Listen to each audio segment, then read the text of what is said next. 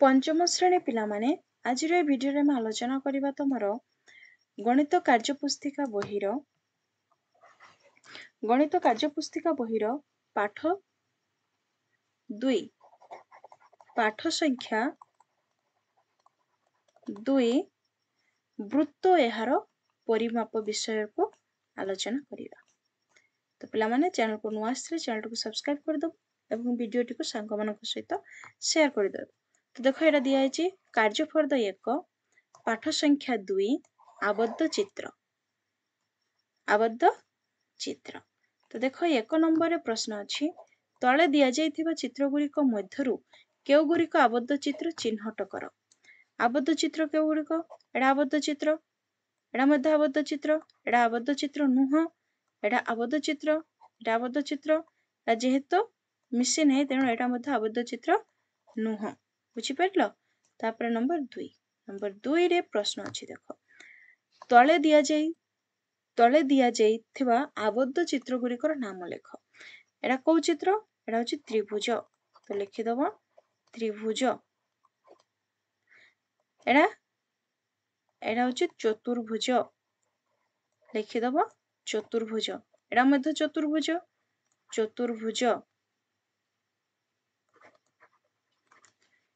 एडा पंचभुज लिखि दबो पंचभुज 1 2 3 4 5 6 एडा होछि षडभुज बुझी पाइलो। तापरे नंबर 3 रे प्रश्न अछि निम्न चित्र गुरी को देखि से गुरिकर बाहु मानकर संख्या शीर्ष संख्या और कोण संख्या गणी लेख।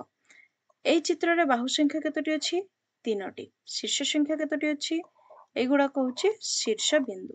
तो शीर्ष संख्या अछि 3टी कोण संख्या मध्य 3टी। तापरे एई चित्र रे बाहु संख्या अछि 4टी शीर्ष संख्या 4टी कोण संख्या मध्य 4टी। एई चित्र रे अछि बाहु संख्या 4टी शीर्ष संख्या 4टी कोण संख्या मध्य 4टी। एई चित्र रे केतोटी अछि बाहु संख्या 1 2 3 4 5 6 6टी अछि एठी लिखि दबो 6टी। तो शीर्ष संख्या मध्य 6टी कोण संख्या मध्य 6टी अछि। तापरे परवर्ती प्रश्न कोन दिया अछि देखिबा। परवर्ती प्रश्न होछि आकलन फर्द 1 नंबर प्रश्न अछि 1 नंबर दिया अछि देखो निम्न रे प्रत्येक प्रश्न पखरे संभाव उत्तर अछि सेथिरे ठीक उत्तरटी बाछि ता पखरे टिक चिन्ह दियो। क गोटिए सूक्ष्मकोणी त्रिभुज रे केतोटी सूक्ष्मकोण थाए। गोटिए सूक्ष्मकोणी त्रिभुज रे 3टी सूक्ष्मकोणी थाए। ख गोटिए समकोणी त्रिभुज रे केतोटी समकोण अंकन संभव। गोटिए समकोणी त्रिभुज एमति हिथिबो केतोटी समकोण अंकन संभव गोटिए लिखिबो 1टी। तापरे ग जेउ त्रिभुजर 3टी बाहुर परिमाण समान जेउ त्रिभुजर 3टी बाहुर परिमाण समान हबो एई बाहु सहित एई बाहु सहित एई बाहु 3टी परिमाण समान हबो सेई त्रिभुज को केउ त्रिभुज कुहा जाय। तार उत्तर हबो समबाहु त्रिभुज कुहा जाय। तापरे परवर्ती प्रश्न घ जेउ त्रिभुजर 2टी बाहुर परिमाण समान थिबो सेई त्रिभुज को केउ त्रिभुज कुहा जाय। एई बाहु सहित एई बाहु समान थिबो सेई त्रिभुज को 2टी बाहुर परिमाण समान सेई त्रिभुज को समद्विबाहु त्रिभुज कुहा जाय। तापरे 9 नंबर जेउ त्रिभुजर कौनसी बाहुर परिमाण समान न थाए। जेउ त्रिभुजर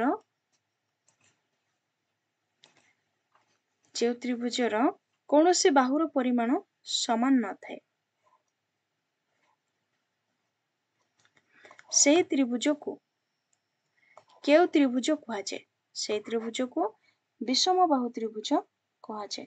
तापर नंबर 2 कोण अनुसारे त्रिभुज केते प्रकार और सेगुड़िकर नाम लेख। कोण अनुसारे त्रिभुज 3 प्रकार सेगुड़िकर नाम सेगुड़िक हैला समकोण सूक्ष्म कोण एवं स्थूल कोण।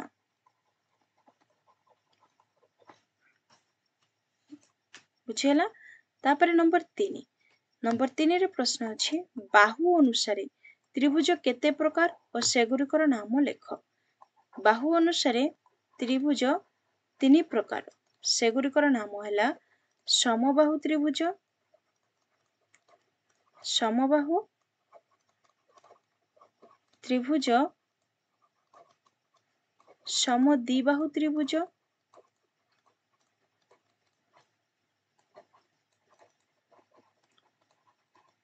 एवं विषमबाहु त्रिभुज।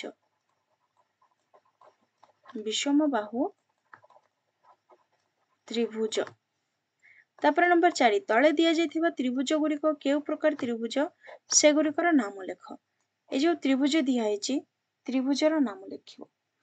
एटा होछि समद्विबाहु त्रिभुज। देख एई बाहु सहित एई बाहु समान अछि, तेणु एटा हबो समद्विबाहु त्रिभुज। तापरे एटा होछि समकोणी त्रिभुज। एटा होछि समकोणी त्रिभुज।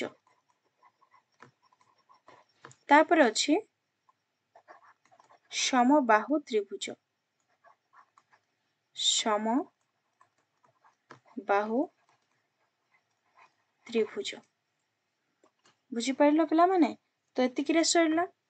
तो चैनल को नुआ आसले चैनल को सब्सक्राइब कर दबो एवं वीडियो टी को सांग मानक सहित शेयर कर दबो। Thanks for watching.